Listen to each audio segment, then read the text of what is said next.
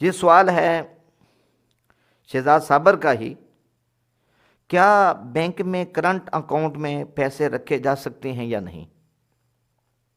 حتی الامکان بینک سے لین دین نہیں کرنا چاہیے۔ ہاں ضرورت ہو تو کر سکتے ہیں، گورنمنٹ ملازم ہے، بینک کے بغیر تنخواہ ان کے نہیں آ سکتی، تو ان کے لیے مجبوری ہے۔ اور اگر کسی آدمی کی مجبوری بھی نہیں تو بینک سے لین دین نہ کرے، کیونکہ یہ سود کے اڈے ہیں۔ تو فقہاء ایک جزیہ بیان فرماتے ہیں، الضروریات و تبیح المعذورات، کہ مجبوریاں جو ہوتی ہیں وہ ممنوع چیزوں کو بھی بسا اوقات مباح کر دیتی ہیں۔ اس پرفتن دور کے اندر جو ڈکیٹیاں بھی عام ہوتی ہیں، گھر کے اندر چوریاں بھی ہوتی ہیں، پیسے محفوظ نہیں ہو سکتے بلکہ خطرہ ہوتا ہے، تو اس صورت میں کرنٹ اکاؤنٹ کے اندر پیسے رکھنا جائز ہے۔ اور اگر وہ کسی صورت کے اندر کوئی چیز بینک وغیرہ کی طرف سے ملے تو ان کو واپس کر دینی چاہیے، یعنی ان کا استعمال وغیرہ نہیں کرنا چاہیے۔ ضرورت کی بنا پر بینک سے ہم خدمت دے کر ان پیسوں کو ٹرانسفر بھی کر سکتے ہیں، جبکہ ہمارے پاس اور کوئی سورسز نہ ہو۔ قرآن فرماتا ہے الا من اکرہ وقلبہ مطمئن بالایمان۔ یہ جو وقت کی حکومت ہوتی ہے اس کی ذمہ داری ہوتی ہے کہ وہ اپنے لوگوں کو گناہوں سے بچائے، یعنی اسلامی حکومت کی یہ ذمہ داری ہے کہ اس کا متبادل کوئی اس طرح کا انتظام وغیرہ کیا جائے۔ خاص طور پر اگر کوئی واقعہ اسلامی بینک ہیں تو پھر ان کے اندر زیادہ بہتر ہے، لیکن وہ بھی بشرطے کہ اسلام کے اصولوں کو مد نظر رکھ کر بنائے گئے ہوں، نام کے نہ ہوں صرف۔ جس طرح کے کئی ایسے ہیں کہ جو سود کو پرافٹ کے نام پر، انٹرسٹ کے نام پر یا کسی اور نام پر لے لیتے ہیں، تو ایسے بینکوں سے بچنا چاہیے۔ پاک پتن شریف سے ساجد علی صاحب کا یہ سوال ہے، کیا فرماتے ہیں علماء دین اس مسئلہ کے بارے میں کہ ایک شخص نے فل نشے کی حالت میں اپنی بیوی کو 3 طلاق دے دی، تو کیا وہ طلاق واقع ہو گئی؟ جی ہاں، یقیناً وہ طلاق واقع ہو گئی۔ ہدایہ شریف کے اندر ہے طلاق السکران واقع، کہ نشے والے کی طلاق واقع ہے۔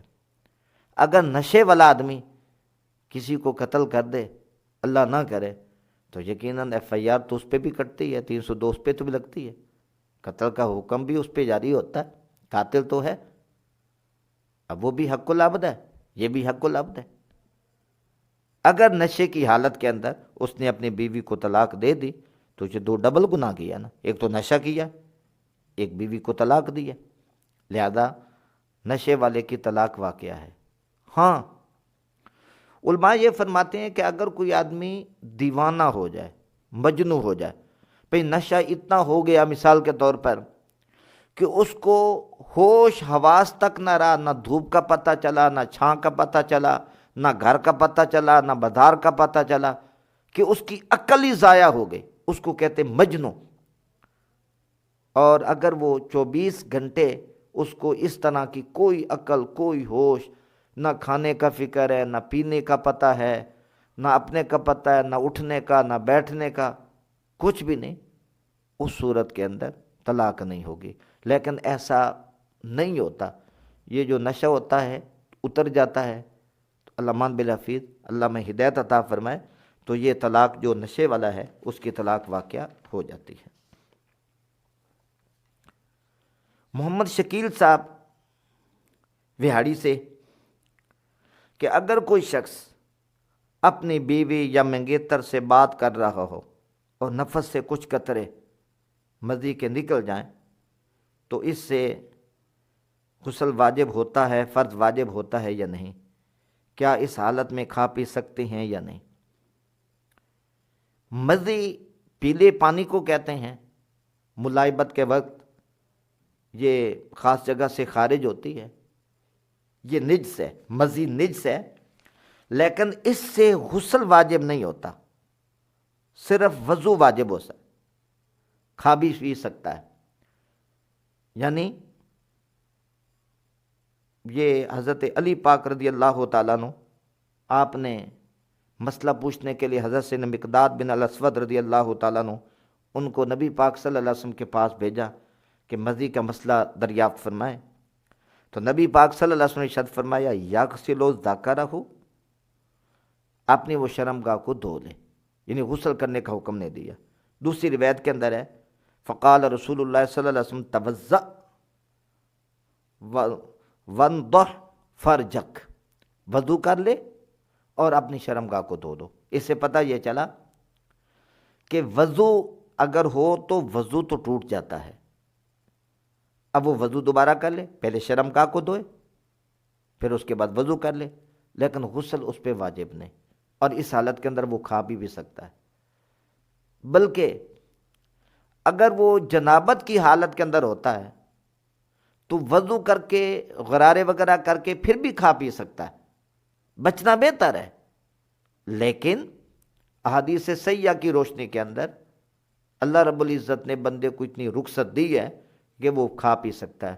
خاص طور پر ماہ رمضان المبارک کے اندر اگر کسی کو رات کے وقت احتلام ہو جائے، غسل جنابت ہو جائے، پھر اس کے بعد ٹائم بہت کم ہے، تو وہ اگر نہاتا ہے تو پھر روزہ نہیں رکھ سکتا۔ فقہا نے اجازت دی ہے کہ وہ وضو کر لے، غرارے کرے اور سحری کا انتظام کر کے کھا پی لے، کھانے پینے کے بعد پھر غسل کر لے۔ اس سے پتہ یہ چلا کہ مجبوری کی حالت کے اندر آدمی کھا بھی سکتا ہے، یعنی کھانا پینا کوئی اس حالت کے اندر حرام نہیں، اور مزید کی صورت کے اندر تو بالکل ممانعت ہے ہی نہیں۔ جب غسل ہی واجب نہیں تو کھانا پینا حرام کیسے ہوگا؟ یہ نور فاطمہ صاحب ہماری چھوٹی بہن ہیں لاہور سے، انہوں نے سوال کیا، ایک بہن ہے جس کی منگنی کی گئی مگر وہ بار بار شادی سے قبل ٹوٹ جاتی ہے، کوئی وظیفہ بتا دیں اور استخارہ کا طریقہ بھی بتا دیں۔ استخارے کا بہترین طریقہ یہ ہے کہ یہ 3 دن کیا جائے، اور پہلا دن جمعرات کا ہو، دن کے وقت غسل کرے، پیاز وغیرہ کھانے سے بچے، منہ کے اندر کسی قسم کی کوئی بدبو اسمیل وغیرہ نہ ہو۔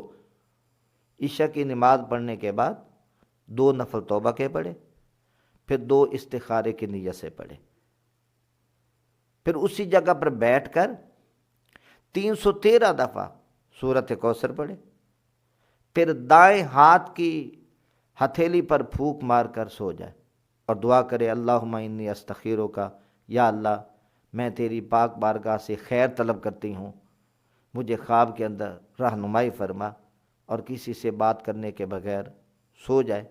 انشاءاللہ تعالی 3 رات وہ اسی طرح کرے، خواب کے اندر اللہ پاک عز و جل کی طرف سے اشارہ ہو جائے گا۔ اور یہ جو کہتے ہیں کہ منگنی ٹوٹ جاتی بار بار، ایک تو وہ 3 میٹھی روٹیوں کا صدقہ دے، کہ میٹھی روٹی پکائے صبح کے وقت، وہ اپنے سر کے اوپر وار کر کووں کو یا کتوں کو کھلا دے، پھر اس کے بعد دوسرے دن، پھر تیسرے دن، یعنی یہ 3 روٹیاں صدقہ دے، انشاءاللہ تعالی اللہ تعالیٰ اس سے مصیبت کو دور فرما لیں گے۔ اور یہ کلمات طیبات جو ہے نا، وہ 41 مرتبہ ہر روز پڑھیں، اللہ پاک عز و جل آسانی پیدا فرمائے گا۔ یا نورا کل شیء و ہداہ انت الذی خلق الظلمات بنور نور لی بالزواج، یا نورا کل شیء و ہداہ انت الذی خلق الظلمات بالنور نور لی بالزواج۔ انشاءاللہ تعالی اللہ پاک عز و جل آسانی پیدا فرما دیں گے۔